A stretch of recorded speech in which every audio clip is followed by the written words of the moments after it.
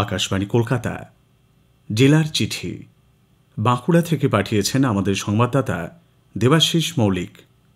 ধর্মীয় আচার অনুষ্ঠানের মধ্য দিয়ে ভক্তি ও নিষ্ঠার সঙ্গে জগজ্জননী শ্রী শ্রী মা সারদা দেবীর ১৭১তম জন্মতিথি উৎসব পালিত হল মায়ের জন্মস্থান বাঁকুড়ার জয়রামবাটির মাতৃমন্দিরে। ভোর থেকে মঙ্গলারতি এবং বিশেষ পূজাপাঠের মধ্য দিয়ে দিনটি পালন শুরু হয়। পরে ঠাকুর শ্রী রামকৃষ্ণ, মা সারদা এবং স্বামীজির ছবি নিয়ে বর্ণাঢ্য শোভাযাত্রা বের হয়। সারাদিনব্যাপী নানা অনুষ্ঠান আয়োজিত হয়েছে বলে জানিয়েছেন স্বামী পররূপানন্দ মহারাজ। শ্রী শ্রী সারদা মায়ের জন্মতিথি উপলক্ষে জয়রামবাটিতে ছিল উৎসবের মেজাজ। জেলা ও রাজ্যের গণ্ডি ছাড়িয়ে দেশের বিভিন্ন প্রান্ত থেকে অসংখ্য পুণ্যার্থী হাজির হয়েছিলেন মাতৃমন্দিরে। ফুল, মালা, আলপনা দিয়ে সাজানো হয় মায়ের বাড়ি। বড়দিন ও নতুন বছর উপলক্ষে জেলার চার্চ ও গির্জাগুলি সেজে উঠেছিল আলোকমালায়। চলে উপাসনা ও শুভেচ্ছা বিনিময়ের পালা। বাঁকুড়ার খ্রিশ্চান কলেজিয়েট স্কুলে বসেছিল একদিনের ক্রিসমাস মেলা। বিভিন্ন জেলার খ্রিস্ট ধর্মাবলম্বীরা যোগ দেন এই উৎসবে। শহর ও গ্রামের দোকানগুলো সেজে উঠেছিল কেকের পসরা নিয়ে। বাঁকুড়া সাক্ষী হল এক অভিনব বর্ষবরণের। বিষ্ণুপুরের যুবক সদানন্দ দত্ত শীতকে উপেক্ষা করে শহরের ঐতিহ্যবাহী লালবাঁধের কনকনে ঠান্ডা জলে ২০২৪টি ডুব দিয়ে নতুন বছরকে স্বাগত জানিয়েছেন। অভিনব এই বর্ষবরণ অনুষ্ঠান দেখতে লালবাঁধের পাড়ে হাজির হয়েছিলেন অসংখ্য মানুষ। মুহুর্মুহু করতালির মধ্যে দিয়ে সদানন্দকে উৎসাহিত করেন তাঁরা। নতুন বছরের শুরুতেই ঠান্ডায় জবুথুবু জেলার মানুষজন। প্রায় প্রতিটি গ্রামে সকাল সন্ধ্যায় উঠোনে বা পথের ধারে আগুন পোহাতে দেখা যাচ্ছে গ্রামবাসীদের। আবহাওয়া দপ্তর জানিয়েছে জেলায় সর্বনিম্ন তাপমাত্রা বর্তমানে ১০ ডিগ্রির নিচে ঘোরাফেরা করছে। রাত ৮টার পরই পথঘাট জনশূন্য। শীত জাঁকিয়ে পড়তেই খুশি পর্যটক ও পর্যটন ব্যবসায়ীরা। ভ্রমণ পিপাসুরা ভিড় জমাচ্ছেন শুশুনিয়া পাহাড়, কদম দেউলি জলাধার, তালবেড়িয়া, দুর্গাপুর ব্যারেজ, মুকুটমণিপুর, বিহারীনাথ, গাংতোয়া, কোরো পাহাড়, জয়রামবাটি এবং বিষ্ণুপুরের মতো গুরুত্বপূর্ণ পর্যটন কেন্দ্রগুলিতে। ভিড় সামলাতে প্রশাসনিক তৎপরতা এখন তুঙ্গে। প্রথা মেনে জেলার গ্রামগুলিতে পালিত হয়েছে ইতু পুজো।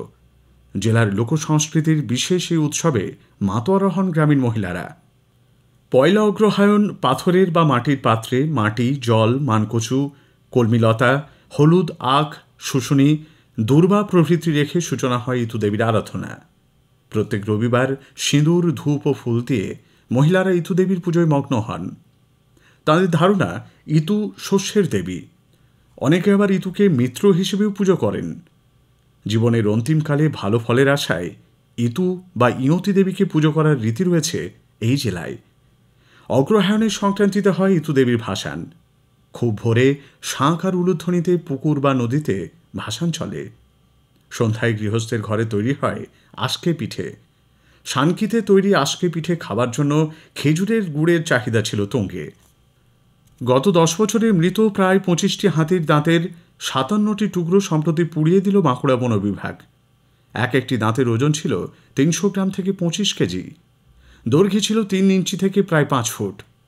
জেলার বড়জোড়ায় সিএনজি এনভায়রনমেন্ট সলিউশন নামে একটি কারখানার চুল্লিতে হাতির দাঁতগুলো পুড়িয়ে ভস্মীভূত করা হয়। উপস্থিত ছিলেন সেন্ট্রাল সার্কেলের সিসিএফ সহ বিভিন্ন আধিকারিকরা।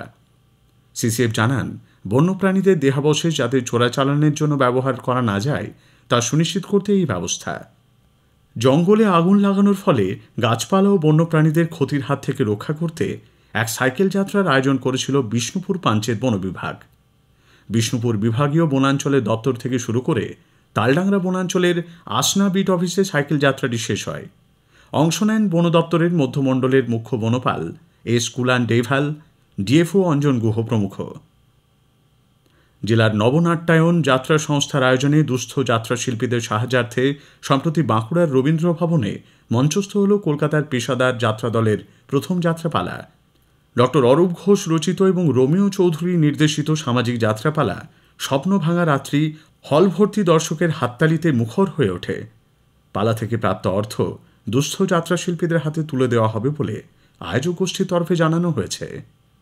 জেলার চিঠি শেষ হল। বাঁকুড়া থেকে পাঠিয়েছেন আমাদের সংবাদদাতা দেবাশিস মৌলিক।